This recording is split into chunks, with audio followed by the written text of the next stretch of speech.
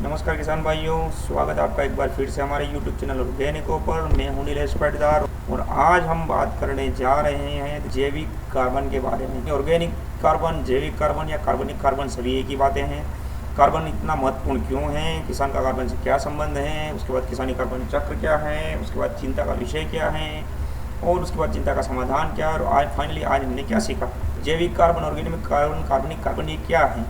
पौधों व जीवों के अवशेष और जीवित सूक्ष्म जीव से मिलकर बने जैविक पदार्थ को कार्बनिक पदार्थ कहते हैं। और इन कार्बनिक पदार्थों का जो मुख्य घटक होता है वो जैविक कार्बन होता है। जो भी कृषिगत वेस्ट जो निकलता है ये सारा का सारा जैविक कार्बन। कार्बन इतना महत्वपूर्ण क्यों है, तो कार्बन इतना महत्वपूर्ण इसलिए है कि ये किसी भी जीव के बनने का आधारभूत तत्व है। जो कार्बन है वो सिर्फ खाने से मिलता है हमारे शरीर को। तो कार्बन कार्बन कार्बन कार्बन, बिना कार्बन के कोई जीव का शरीर नहीं बन सकता। तो इससे ये तो प्रूव हो गया कि कार्बन जीवन का आधारभूत तत्व है। ठीक है, अब देख लेते हैं कि किसान का कार्बन से क्या संबंध है। किसान का 100% कार्बन से संबंध है। हर रोज किसान कार्बन के साथ काम करता है। किसान का कार्बन से दो तरीके से मुख्य संबंध है। तो चलिए पहला संबंध देख लेते हैं। तो फिर हम क्या करते हैं, गाय और जानवरों को चारा खिलाते हैं। तो क्या होता है, गोबर है ये प्योर ऑर्गेनिक कार्बन है, जो देसी खाद आप जिसे कहते हैं। और इसी कार्बन को हम आगे चलकर खाद बनाते हैं, इसे हम पौधे में डालते हैं और फिर ये साइकिल चलता रहता है। तो किसान भाइयों, ये रहा आपका 50% कार्बन के साथ संबंध। ठीक है, इसे मैंने कहा है गोबर चलित कार्बन चक्र।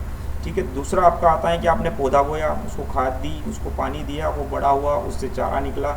जो चारा आपने जानवरों को खिलाना था वो खिला दिया, लेकिन जो ना जानवरों को खिलाना था, ना आप इंसानों को काम आ रहा था, आपने उसे फेंक दिया। ठीक है, ज़्यादातर किसान उसे जला देते हैं या फेंक देते हैं, जबकि ये आपकी खेती का 50% हिस्सा है। तो आपका ये चक्र यहाँ पर टूट जाता है।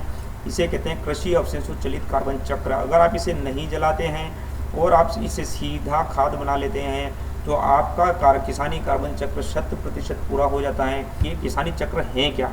तो हमारा आज का जो किसान है, जो रासायनिक खेती कर रहा है, उसका किसानी चक्र शुरुआत होता है मार्च अप्रैल में। फसलें खत्म होते ही वो सोचना शुरू कर देता है कि मुझे अगले साल कौन सी वैरायटी लगानी है। ये जो किसानी चक्र है ये एक अधूरा घातक किसानी चक्र है। चलिए इस चक्र के नुकसान देख लेते हैं। मिट्टी में सूक्ष्मजीवों की कमी का होना, प्राकृतिक असंतुलन बढ़ना, कीट व्याधियों का लगातार बढ़ना, उपजाऊ क्षमता में कमी आना और किसान की बर्बादी। तो हमें इस किसानी चक्र को फॉलो बिल्कुल भी नहीं करना है। सही किसानी चक्र जिसकी शुरुआत होती है जैविक कार्बन से। पहले आपको सोचना है कि वहाँ पर कितनी क्षति की है, रासायनिक खादें डालकर या फिर केमिकल डालकर।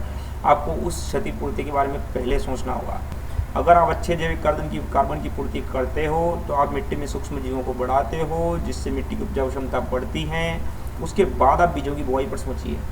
बीजों की बुआई के बाद आता है संतुलित पोषक तत्व और कीट प्रबंधन। अगर आपकी मिट्टी उपजाऊ है तो उसकी बहुत ही कम ज़रूरत होती है और सब कुछ संतुलित होता है।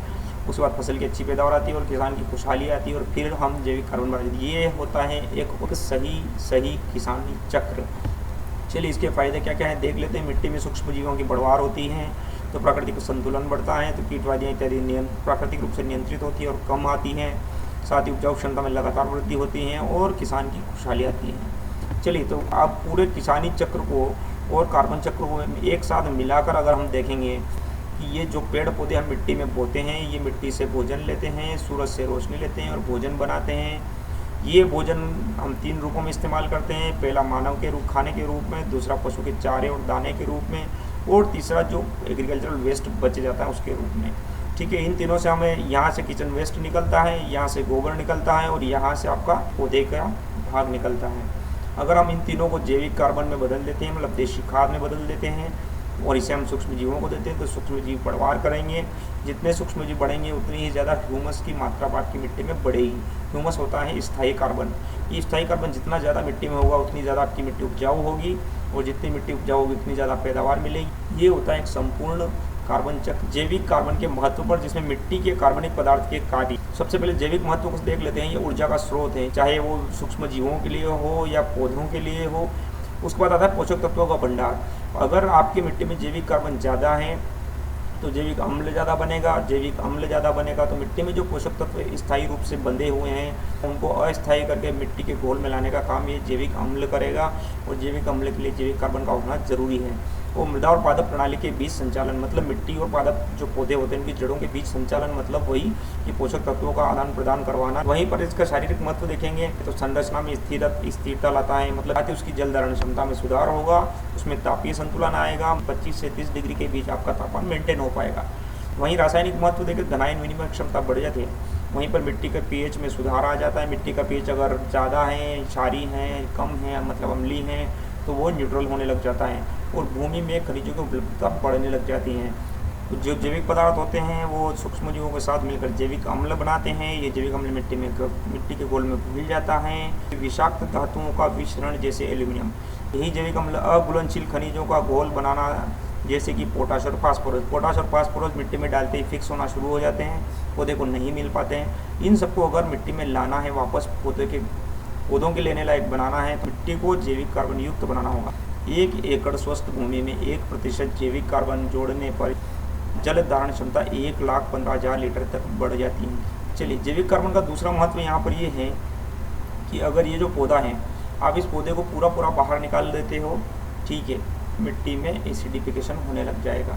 वहीं पर अगर आप इस पौधे को पूरा नहीं बाहर निकल के इसके सिर्फ दाने को बाहर निकालते हो, इस पौधे को वापस मिट्टी में मिला देते हो, तो नो एसिडिफिकेशन, मतलब कोई अम्लीयता नहीं होती है। तो अब चिंता का विषय क्या है? भारतीय कृषि अनुसंधान परिषद न्यू दिल्ली के डिप्टी डायरेक्टर उप महानिदेशक बागवानी के एन.के. कृष्ण कुमार ये कहते हैं कि देश में मृदा का कार्बनिक पदार्थ, मतलब सॉइल ऑर्गेनिक कार्बन घटकर 0.3 से 0.4% पर आ गया है।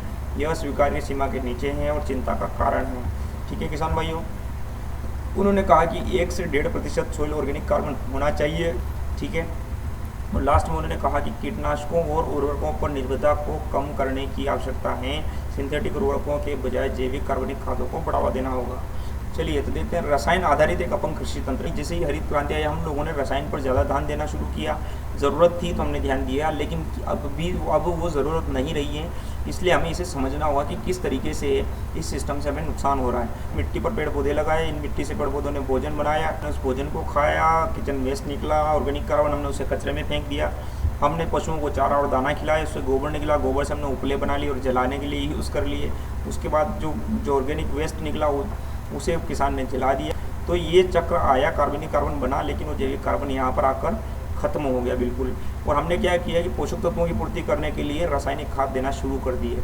इस सिस्टम में हम लोग सूक्ष्म जीव, ह्यूमस और मिट्टी, 3 चीज़ों को बिल्कुल भूल जाते हैं। किसान भाइयों, हमें इस मिट्टी को, ह्यूमस को और सूक्ष्म जीवों को बचाना है, इन्हें बढ़ाना है।